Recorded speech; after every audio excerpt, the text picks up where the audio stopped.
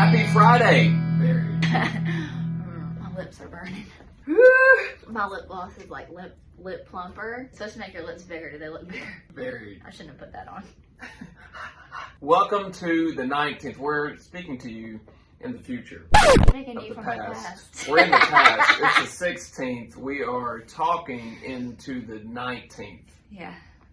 There we go. And we back.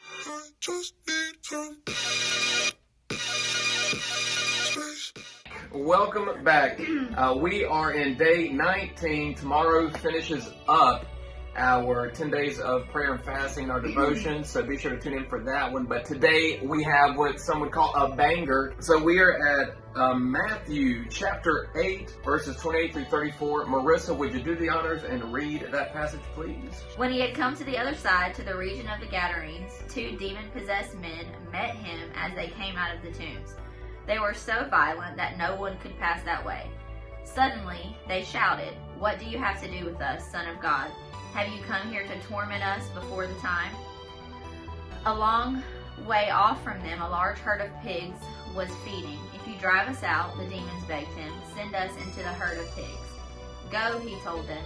So when they had come out, they entered the pigs, and the whole herd rushed down the steep bank into the sea and perished in the water. Then the men who tended them fled. They went into the city and reported everything, especially what had happened to those who were demon-possessed. At that, the whole town went out to meet Jesus. When they saw him, they begged him to leave their region.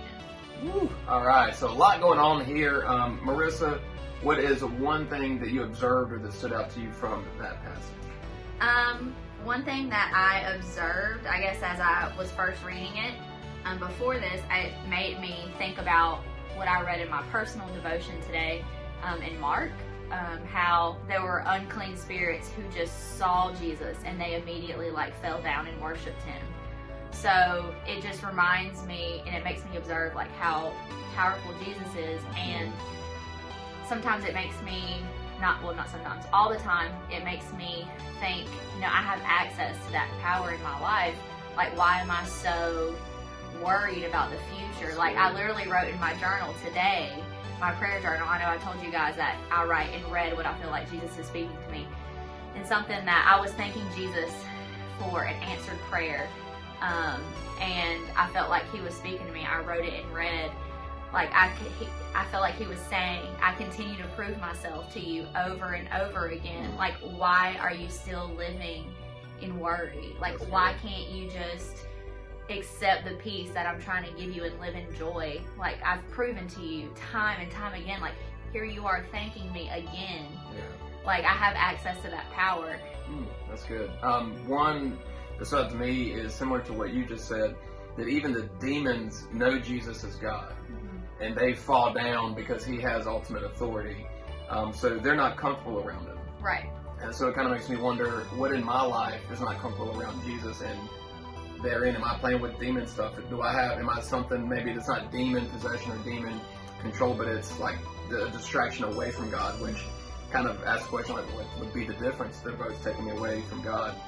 But I like verse 29, and I just noticed this reading it for this devotion. It says, "Have you come here to torment us before the time?" The demons know there's an appointed time where they're going to be, and he's talking about the final judgment. I hadn't thought about that. Are you here to mess with us before the final judgment? We know what time is coming. And this brought on 2 questions, and then I'm going to give you a resolve to make sure that you don't do this. But here's one question. Do demons hope to avoid God's wrath by maybe attracting as many people that God loves toward them, so that maybe they can hide behind them hey, see, don't punish us now, God. Don't have the final judgment now, because you're going to hurt all these people that you died for. So if they attract them that way. Or is it that they're already in some punishment of some stance, and they're just trying to get back at God? They know the punishment is coming, right, and they're trying to get back at God by having people choose them instead of him. So in that, it kind of begs again that question of what is it in my life that's a distraction, or even that are demons, Satan's trying to distract me away from God. Here's your resolve for that. Don't entertain or mess with demons, okay? Yeah. Don't mess with the crystals. Don't mess with the Ouija boards. That stuff is very real. Yeah. There are real things called exorcisms where someone is demon possessed and you have to cast a demon out of them. That stuff is very, very real. These demons were in these tombs and they were actually cutting themselves, right? Causing physical harm to their bodies because of the overwhelming and distraction away from God. Don't tamper with those things, okay? Help people who are in those things, get them to a pastor, pray with them, pray for them, do devotions with them. And then the last thing is this in verse 34.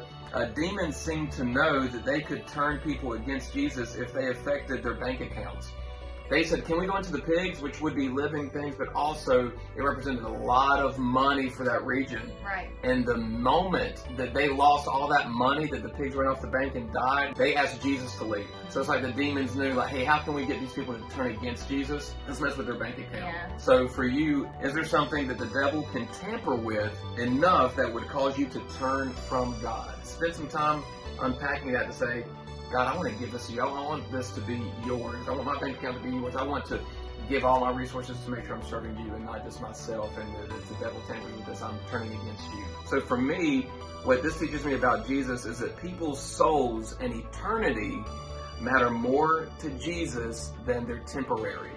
Like when you think about demon possession, like I obviously think it's still prevalent today, but I don't think that it's as visual, maybe, in my opinion, as what it was back in Bible times. And sometimes that makes me think that maybe the devil has gotten smarter with how he hides. Oh, that's good, yeah. You know, so I think that we have to be very careful into what we let into our life, because I think that Satan is using things undercover a lot more than what he did back in the day. Yeah. Today's devotion a little bit longer because it's so good.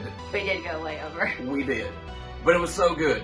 But we hope that you enjoyed it. Hope that you learned something about Jesus from it, and know that we love you guys. Thank you for hanging out with us these past few days. I hope that you're gaining a lot from your making space for God during this time. Bye. Bye. Love you. I just need some